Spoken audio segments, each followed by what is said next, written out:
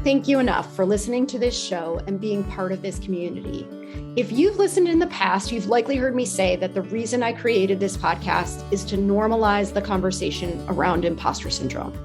There has been some great discussion about imposter syndrome lately, particularly around the ways in which the imposter syndrome label pathologizes the individual and lets the system off the hook.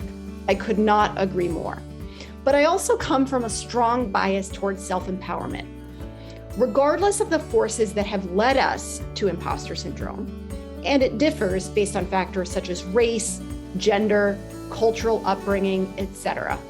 These feelings are real and they're very disruptive. So while we absolutely need to focus on structural change as it relates to systemic bias, inclusion, and psychological safety, in the meantime, we can also empower ourselves to manage imposter syndrome and other confidence challenges. My goal here is to share the stories of successful people who have experienced self-doubt and have learned how to navigate it more effectively. I hope these stories will make you feel less alone in your journey and will inspire you to embrace your strengths more powerfully. Please help us expand the reach of these stories by subscribing and/or leaving a 5-star review. Thank you, thank you, thank you. Welcome, Rebecca. I am so excited already. We've just started our conversation. I can't wait to continue it. So before we do, I would love to welcome you and invite you to introduce yourself. Well, thank you so much, Kim, and thank you for having me on this podcast. I am super excited to be here. So I am Dr. Rebecca Heiss, stress physiologist by trade, evolutionary biologist, and now professional speaker and CEO coach. I don't know. I do a few different things here, but yeah, I'm really grateful to be on here today.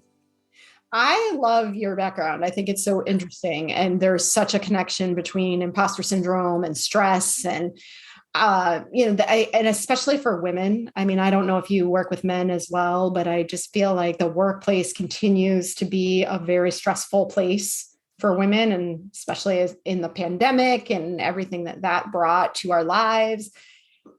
Before we kind of jump into what you do to support others and your kind of philosophy around this, I'd love to hear more of your personal story. How did you get to where you are?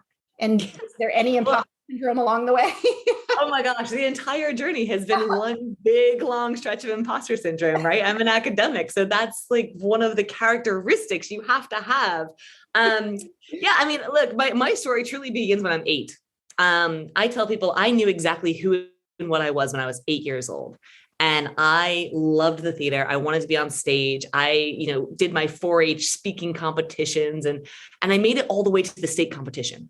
And in states, I'd won. And I got to states. And the day of the competition, I played sick.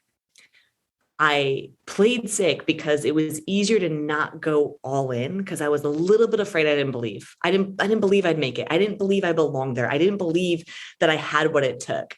And so it was easier for me to make that excuse for myself and not go all in so I didn't fail in front of everybody than it was for me to do that. And that's truly what set off this whole lifetime, right? Of feeling like I'm not enough. I don't belong. I don't have what it takes. I'm a fraud. I'm a fake. And I spent the next, couple decades, doing all the things I thought I was supposed to do, right? So I could earn people's respect so that I would be enough. So I went out and I just started accumulating degrees. And that was well and fine because I do love science. I do love the field that I'm in. But it wasn't who I was and what I truly wanted to do. It took a pretty major event for me to get back to the speaking world, back in the spotlight to say, no, I have what it takes to be here. But yeah, it was quite a long drawn out journey to come back around to taking off that mask and truly being myself. Wow. And if you could summarize, I'm sure it's more complicated than this, but if you could summarize, what are some of the big things that allowed you to do that? Honestly, it was one event. My sister was diagnosed with terminal cancer. And in that moment, we had some pretty major discussions as you do, right? When you realize, wow, this is really it. And what what we really concluded was that death isn't the worst tragedy. It's pretty tragic, don't get me wrong. But the far worse tragedy is a life lived in fear, because that's not a life. Those aren't active conscious decisions that you're making for yourself. Those are, evolved biological norms, societal norms, cultural norms that you just kind of navigate because it's the path of least resistance. And I think so many of us fall into that category of just saying, let me just take this path because I don't want to be rejected. I don't want to fail. I don't want to experience that pain. And I want to fall into my grave, clinging this mask rather than, and this is a Jim Carrey quote that I'm absolutely butchering right now, but rather than ripping that mask off and taking the full on risk of being loved or hated for who we truly are. And I think it's a risk that is so powerful and so scary, but so rewarding. Wow, what an unfortunate way to get such a powerful perspective. Yeah. Wow. Yeah. That's kind of become my mission now, is to help other people do that without a tragedy, right? We wait so long. So many people wait till they're on their deathbed to go, I wish I'd have this regret. I have this.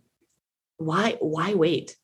Why take that risk of not fully living and trying all the things? The worst case scenario is you have partial success, which is just another word for failure and learning, right? It's a partial success. I failed miserably. I learned something. Great. Partial success. I like that reframe. Yeah, you're absolutely right. I think that it's an almost like a discomfort avoidance approach. Yeah. So again, I stress physiologist, I study the brain under stress. And what we see is that when, for example, you break your arm, you have physical pain. The brain reacts the exact same way to that physical pain as it does to a rejection. So it lights up the exact same areas when you are rejected as when you have a broken bone. So what ends up happening is we treat that the exact same way. This physical pain that we have, well, what do? We splint the bone, right? We immobilize it. We board it up. We bind it. We keep it hidden back inside. And then you do the exact same thing with emotional pain. If we're rejected, we're like, oh, I don't want that again. Here's what I need to be. Here's what I need to become. In order to avoid that, I'm going to people please. I'm going to code switch. I'm going to do all the things I need to do to make sure that I fit in here.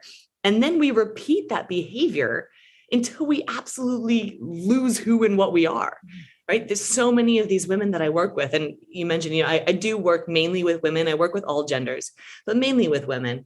And so many of these women that I work with wake up and they're like, I'm 65 years old. I don't even know how I like my eggs. Like if I want them scrambled or fried, or because it's always, whatever you want, dear, whatever you want, whoever it is that we're trying to please that day. And it's such a rude awakening for so many people. I truly hope that we can come back to ourselves and say, wait a second, I'm causing myself pain by not rejecting or by not accepting myself first. Well, in many ways, what you're describing makes sense from, very basic perspective, right? As we want to protect ourselves from harm. And when we have been hurt, it feels like the number one priority is to prevent that from happening again. And we don't intellectualize it necessarily of what's the lesson here or wouldn't that be nice? Like we actually operate from our conscious cognitive brain? No, get out of here. Again, as a biologist, as an evolutionary biologist, we know like we operate like 99.99999% of the time from these subconscious reactionary portions of our brain, right? We're stressed, we're in survival mode most of the time. So to your point, yeah, it takes actual effort to step outside of that and say, oh, I don't need to protect myself. If I get rejected, I'm not going to die. Right? Because our brains are in this moment of like, if I get rejected, if I get kicked out of this tribe, I die, which was true for our ancestors. But for us, no, just go find a better friend group, right? Go find another group. You're safe, but you're actually harming your safety by staying and trying to bend and mold yourself to whatever culture that you're trying to fit into. So given what you just said about us operating in survival mode, are we doomed? Are we doomed to just keep doing this? Like how do we break the cycle? Yeah, no, I appreciate you asking that. No, we're not doomed. I'm not a fatalist. I'm a huge optimist, right? I'm an optimist, but I'm a realist. So I recognize we're stuck with these brains that for 200,000 plus years have said survive first, right? Operate from fear, operate from fear, operate from fear. I think the first step is awareness, right? So I talk about the ABCs. Awareness being asking yourself in the moment, is this a tiger?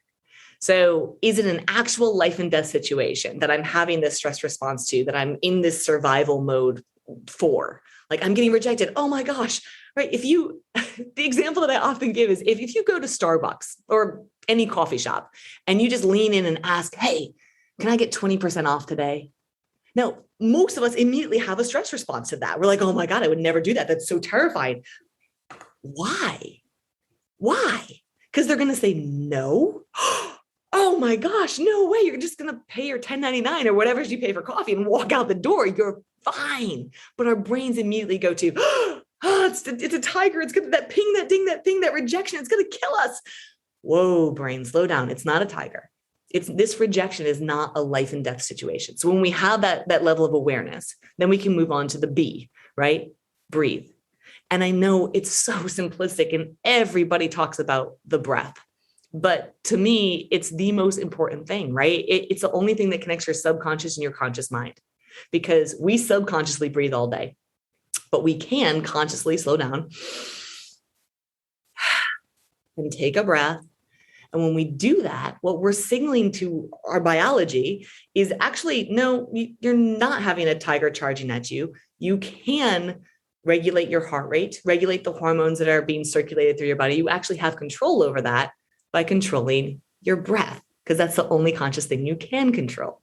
So the second step is always breathe, slow down that system that says, whoa, we gotta fight, flight, freeze. No, we need to breathe. And then the third step is curiosity.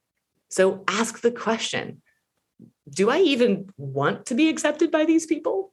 Right? Be curious. Ask yourself, why are they rejecting me? Is it me or is it them? What hurt? What hurt have they experienced that they need to reject me in this moment? So the more curious we can be about ourselves, about others, about our position in the world, about the culture, the less fear we can have, because fear and curiosity can't coexist. You can't be curious and fear. Nobody's sitting there as the tiger's charging at them going, oh, I wonder what I should do. We just react, right? So when we step back and we breathe and slow our system down and then get curious, we can operate more from the cognitive space.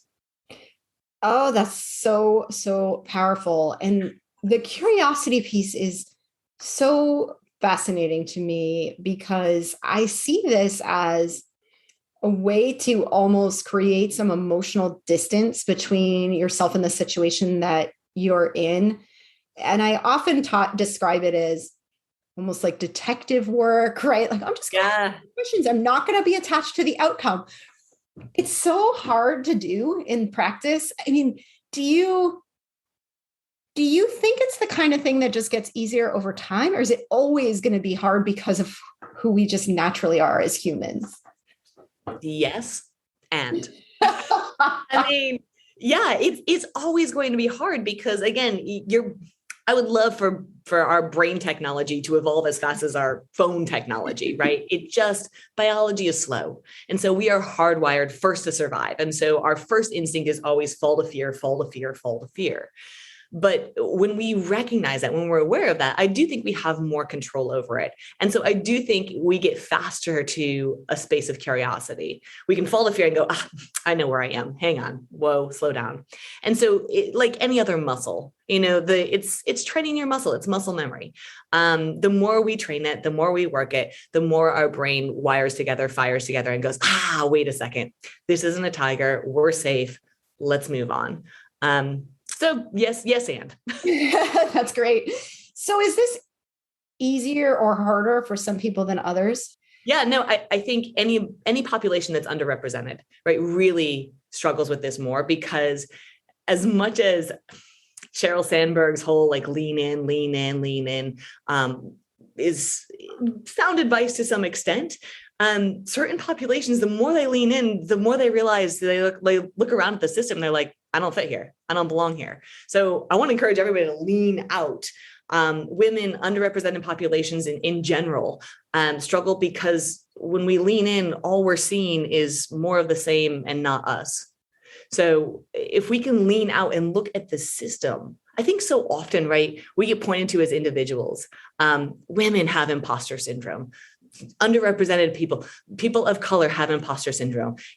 Fix this. Well, it's not really up to the individuals to fix this, right? There's strategies we can do. We can work on our worthiness. We can work on these, these pieces of ourselves that we can control. But I think it's more important to look at the system itself and say, wait, why do women feel this more? Why do people of color feel this more? What is the system behind it that's creating this issue? So that it's not just pointing back at the individual again and reinforcing the cycle. Yes, exactly. And putting even more emotional stress on the individual that's experiencing it. Right. Exactly. So what's the common, if anything, what's the common denominator among the people that you work with? Wow, that's a great question. I think that the biggest, the easiest thing to say is that they're all women. I work almost exclusively with women, but I think the surprising thing is everybody is shocked that everybody else is having the same experience that they are. And I think that's one of the most powerful things about imposter syndrome, right? The research says, and thank goodness for podcasts like yours that get this word out so that we have women and people talking about imposter syndrome more, because all the research says the best way to solve imposter syndrome is to talk about it, right? Is to recognize, like, my mentors have imposter syndrome. The people at Maya Angelou, Michelle Obama, like so many high achieving women are like, yep, that's me. And when we're willing to put that out, I think it's shocking to one another to look at these high power executives that I work with, and moms and stay-at-home moms and everyone in between, like going, wait, you? No, not you. You? Wow. And so I think that the common denominator is we're all surprised by other people's sense of imposterism, by other people's lack of worth. And so even the people that present most confidently and most high achieving by some societal standard, right, are still going, I don't know the first thing about this. I'm just faking it. I'm not the expert here. Yeah. Oh gosh, it's so true. And it's in some ways comforting, right, to know that we're not alone. On the other hand, it really does magnify the issue in some ways of like, gosh, if even that person feels this way. Yeah, I'm with you.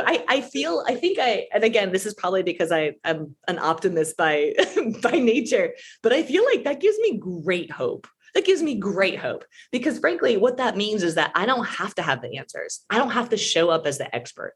And I think the more we give ourselves permission and others around us to not have to be the expert, to not have to have all the answers, then we can show up to get it right rather than having to be right.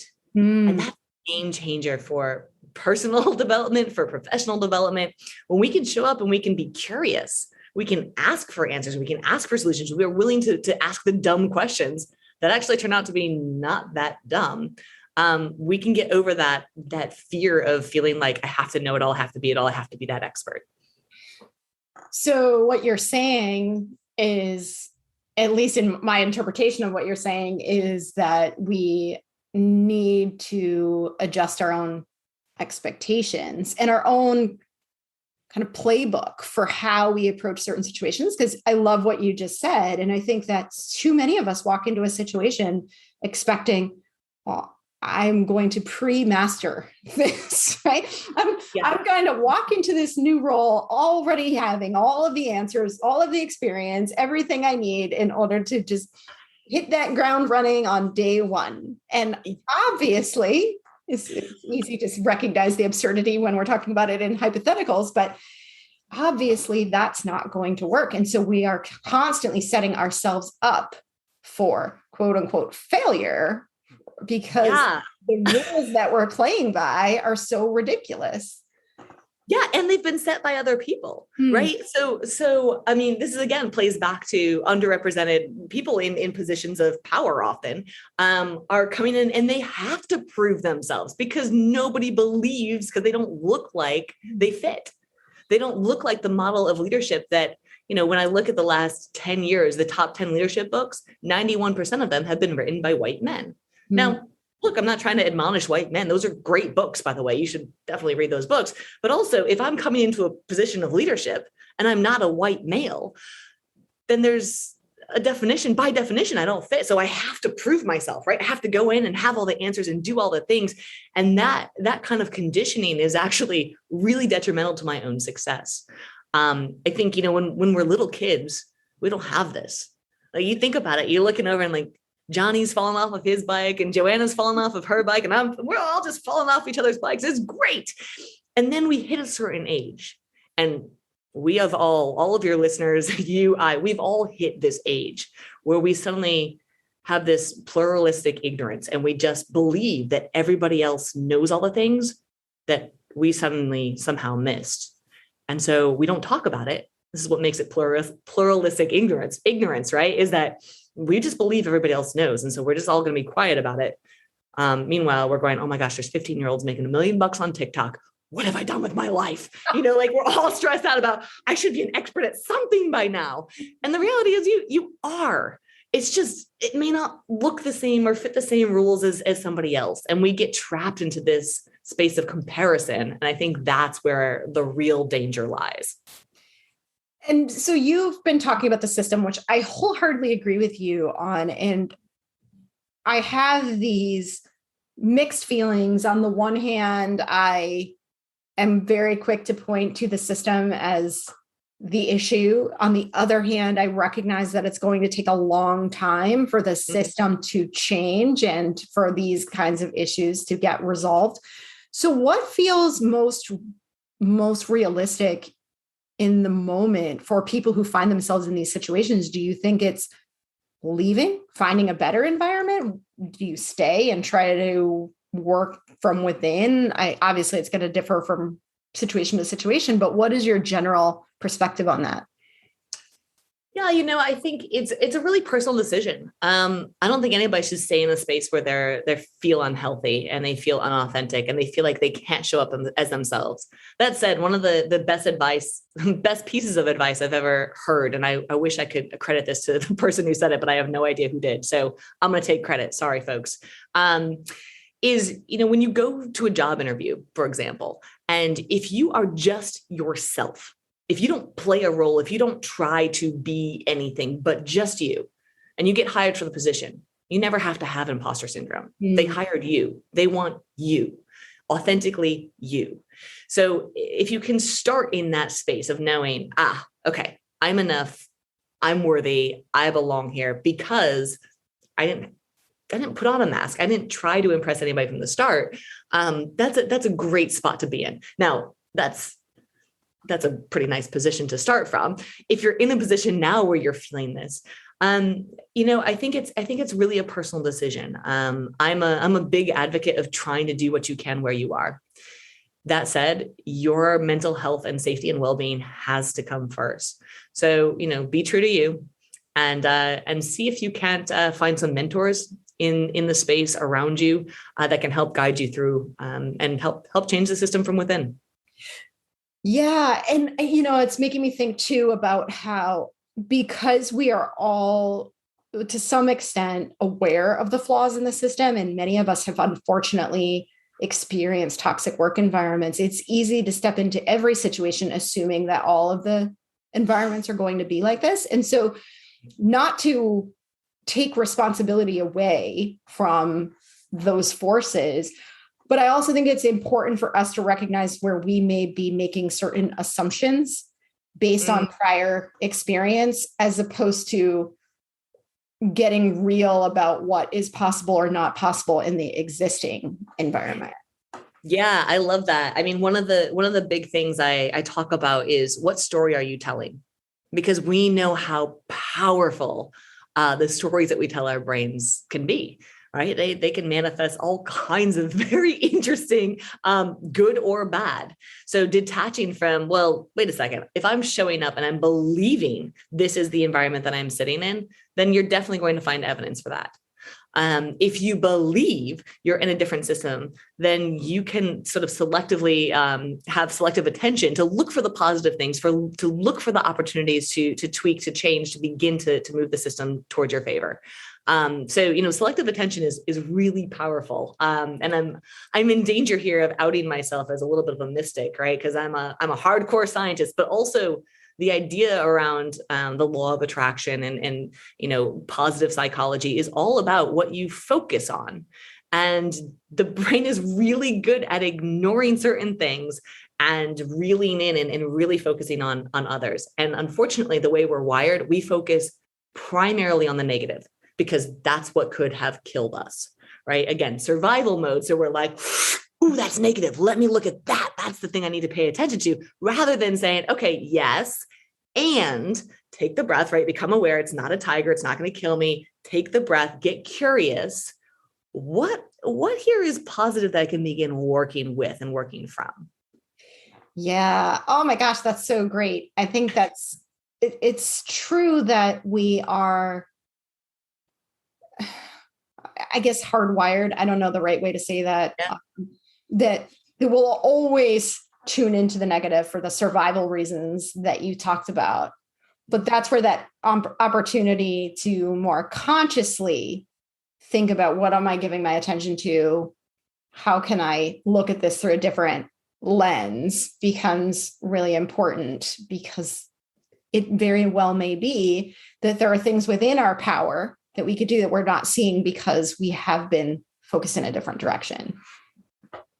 Yeah, absolutely. I mean, that's one of a lot of the research around gratitude and keeping a gratitude journal is just calling positive things in your environment every day, right? Because again, as you said, the brain is hardwired for this negative bias. So we're good at pointing out, oh, I failed here and I did that and I messed this up and I screwed that up. I can remember the problem that I got wrong on my 9th grade state exam. Like, that's absurd.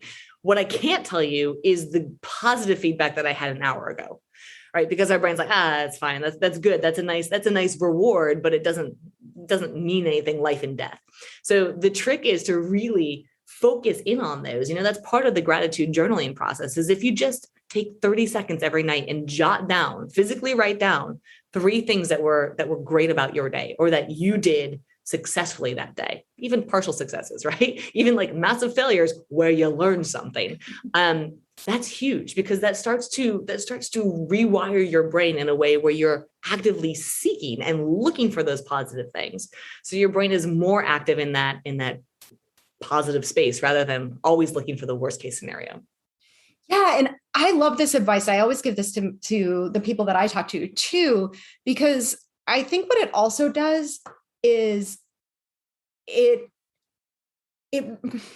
makes our experience feel more legitimate. And what I mean by that is, when we are not paying enough attention to all of the things that we're doing well along the way, when we get to a certain stop on our journey, we often feel like it's a fluke, right? Like, my gosh, how did I get here? I've just been sleepwalking through my overnight success. Crazy. Yeah. Yeah, exactly. Like, I don't belong here. Nobody knows how unqualified and incompetent I really am, because we haven't ever taken the time to catalog all of the things that we've done that have led us to this particular moment. And so that sort of practice that you're talking about, to me, just has so much power to shift our attention and make us feel like, of course I'm here, right? Look at all the great things. And obviously we'll never probably be that enthusiastic about ourselves. But why not? I know. Why not? Yes, we do that for our best friend, right? We would be like, oh my gosh, Kim, you're amazing. Look at all the things you've done. That's incredible. And how do we talk to ourselves? Certainly not like we do our best friend, right? I mean, on a good day, I'm talking to myself like, all right, Beck, that was an okay call. What? That was You did such an incredible job, Beck. Wow. When we are that enthusiastic, why wouldn't we be that enthusiastic for ourselves? You're Absolutely. right. Be a big cheerleader. I love it. You're absolutely right. We should aspire to that. There's no reason why we couldn't do that. Yeah. I mean, quite frankly, if you take the opposite side and you think about how negatively we talk to ourselves, I mean, you say things to yourself you would never say to like your worst enemy. We say awful things to ourselves. And yet we don't have that on the same spectrum on the other side of like talking to ourselves positively. So, I mean, I'm a big fan. I'm a big fan of positive affirmations of really, and not just, the candid, like I'm going to look in the mirror and I'm going to tell myself some good things about myself. But like when I do actually nail a presentation or I have a great phone call with a client, I'm going to say, wow, Beck, yeah, you really got that. Yeah. And I'm going to be that cheerleader for myself because nobody else is going to do that. Right. And if they do, often the story we tell, right, the stories that we tell ourselves are, oh, that person needs something from me, or they're being, overly gracious or whatever it is, because we don't take credit for all the great things that we are doing in the world. Don't be afraid to be your best cheerleader. You're right. You're absolutely right. And so I'll ask you, because you have not only been on your own journey, but you have the benefit of information through the science, right? That isn't necessarily available to the average person. How are you today in dealing with some of these things, right? Like, do you still struggle? What's Sure.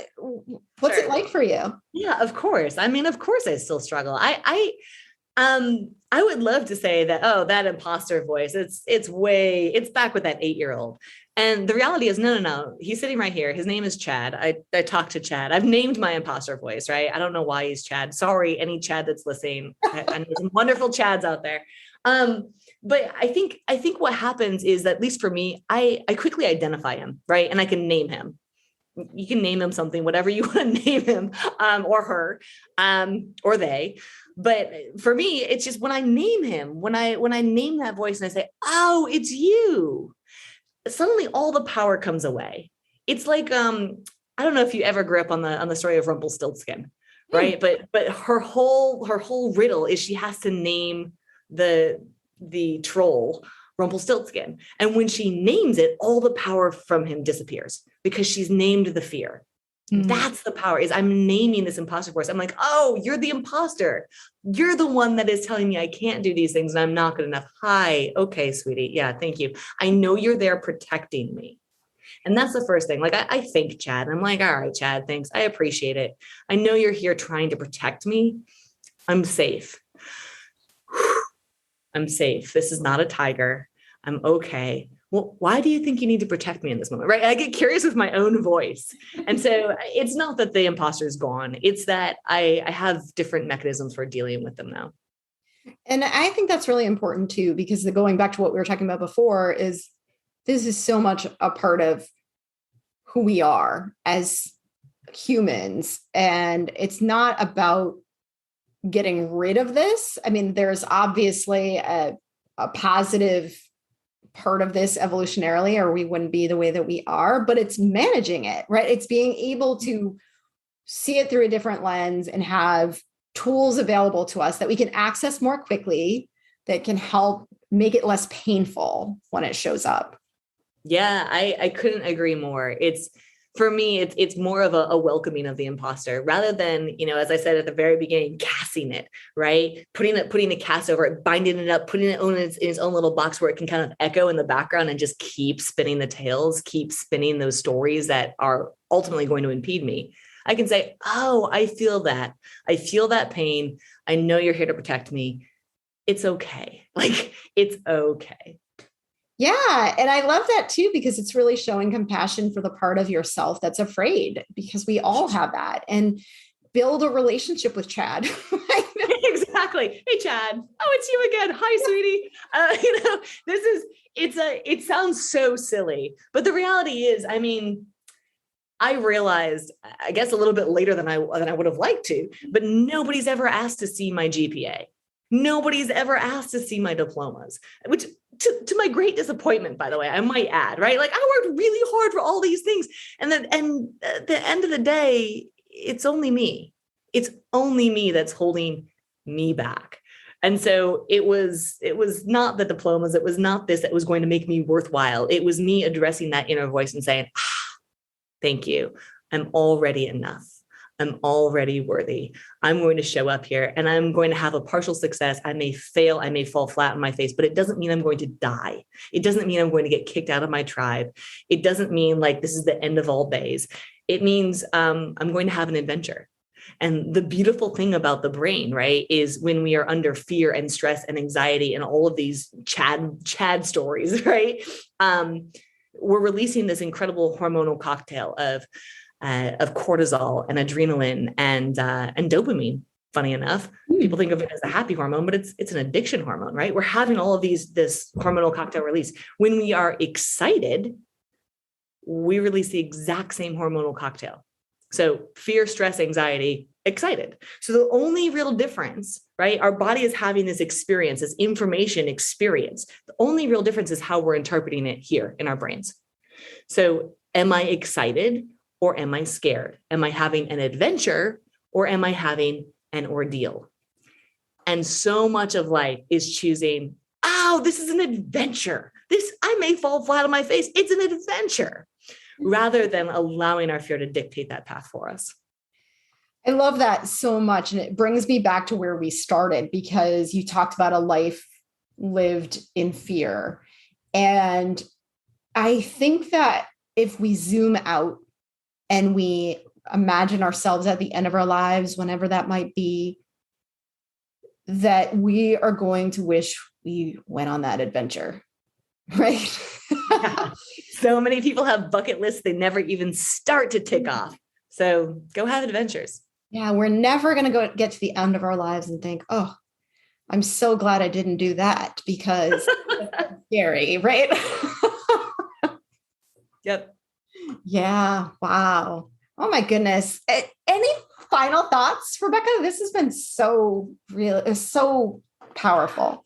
Thank you. I mean, final thoughts are just thank you for doing what you're doing. I am so appreciative of women who are willing, especially women, all people, but especially women that are willing to speak about this and raise their own hand up and say, I'm one of them, right? I am here. I need to talk about this because others are suffering. And I think the more we're willing to put ourselves out there and be vulnerable and say, okay, I'm struggling too, the more we can help and benefit one another. So that's thank you for being here and for doing it.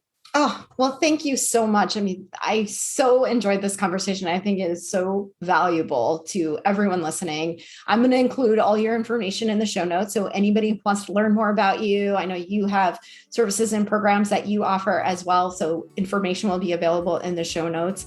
And thanks again, Rebecca. Absolutely. Thanks for having me on, Kim. As we wrap up today, I want to share some additional resources to help you stay connected and continue to build your confidence. Please check the show notes for links to my free weekly discussion group, where we informally chat about common challenges and experiences facing women in the workplace. It's open to women of all backgrounds, functions, levels. It's just a very safe and comfortable place for all of us to come together to support one another. You can also check out our Facebook and Slack communities to connect with, support, and learn from other women on similar journeys. And last but not least, contact me directly to schedule a free 30-minute call to explore your challenges and see if my team can help you more quickly achieve your goals. I am now super excited to share an announcement from my new friend and colleague, Rebecca Heiss, about a powerful program she is launching to support women. Check the show notes for additional information on this program too. Thank you. Welcome to The Leap. This is a welcoming, inclusive network of ongoing development and education for professional women. I'm Dr. Rebecca Heiss, CEO and founder of The Leap. The Leap was created to ensure high potential women have access to a group coaching and professional development model for life. At The Leap, you'll be part of a community of women built on the principle that we are strong as individuals and unstoppable together. The Leap works by bringing together women in small cohorts. Think you and your soon-to-be 12 best friends and confidants for accountability, personal and professional development, and networking. In addition to their cohort, members will have access to the full community of The Leap. Together, we navigate content from leading researchers to help us overcome stress and anxiety, imposter syndrome, fear of rejection, and much more. We hope you'll join us in making the leap yourself.